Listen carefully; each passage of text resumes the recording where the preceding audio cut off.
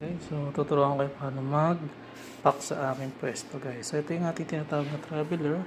So meron siyang production order, so plant materials as quantity, guys. So meron tayo dito yung quantity. Ito yung na-reject, dalawa. So ibig sabihin ng quantity natin is 85.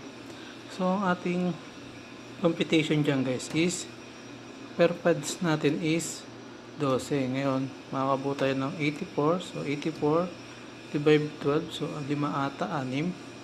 So 6 po ata yan. So ito yung ating blanks, guys. Ito yung ating blanks. So yan po yung ating blanks. So ito po yung sukat nya, 5310.5. So yan. So ito yung ating screen packaging. Ito yung ating pwesto. Ito yung ating timbangan. Ito yung ating computer set. Yan. Ito po yung ating mga napak na. Medyo magulo. Ito yung ating 4-pack. So marami pa akong tatrabahuin. So yung pwesto ng aking partner. Ayan sa aking bisor sa warehouse.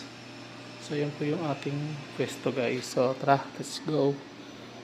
So anong gagawin natin is set up na natin ito dito. Mag set up nyan, guys. So sa ilalim po, nasa ilalim po yung ating mga pads, guys. So, nandiyan po, pwede. Ito yung pads. Ito yung pads. So, ayan. So, ayan po yung ating timbangan. So, i-tear lang natin to. So, nakaganyan na, guys. So, meron na timbang. I-tear lang natin yung back to zero. Then, ilalagyan na natin to. Ayan, guys. So, isang kamay lang gagamitin ko. Siyempre, mas maganda kung dalawang kamay. So, dahil nagbablog-vlogan ako. So, yun yung ating diskarte, guys. So, ayan. Ayan yung ating blank. So, ayan po, by 12 po yan. Sa isang pad. So, magkakaiwalay po yan. So, meron din tayo ditong caliper. Sukatin natin to, guys. So yan, 53. So di ko na masukat yung thickness nya kasi nakahawak ako ng isang kamay. So ayan, papakita ko sa inyo paano siya gawin. Scan natin to. Boss Al. So ayan, guys, so scan naman natin tong. So okay na. So enter natin, guys. Once na enter yan, guys, meron tayo dito mga types. So meron tayong LA, MA, SA, tsaka regular. So ang ating is regular. So click lang natin tong ating PO. Then kung ilan po yung ipapak natin, so 12 yan. So ayan, okay na, save na po natin, guys. Para makagawa tayo ng 2R sticker. So ayan, papakita ko na sa inyo, guys, paano siya gawin. So ayan, lalagay lang natin ng sticker.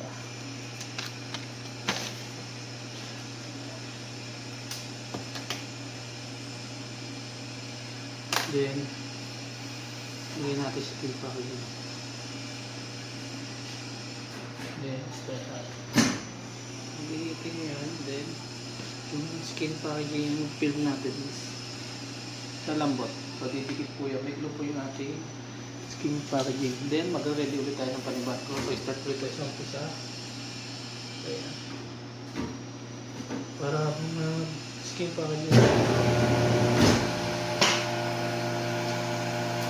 Kapag pwede na tayo dito, naka-upload natin na tayo ng panibagong is papak natin.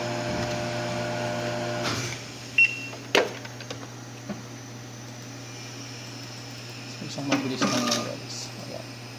Diba? Makaisa na agad tayo.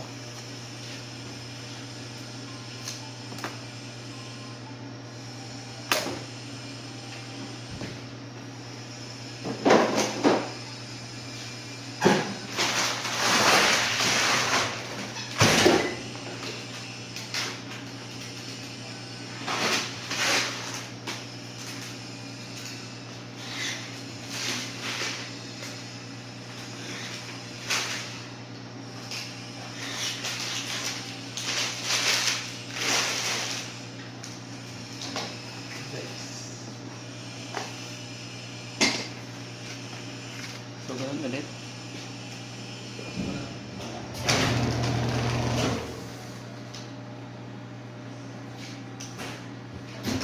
So, paulit-ulit lang guys. Hanggat matapos na.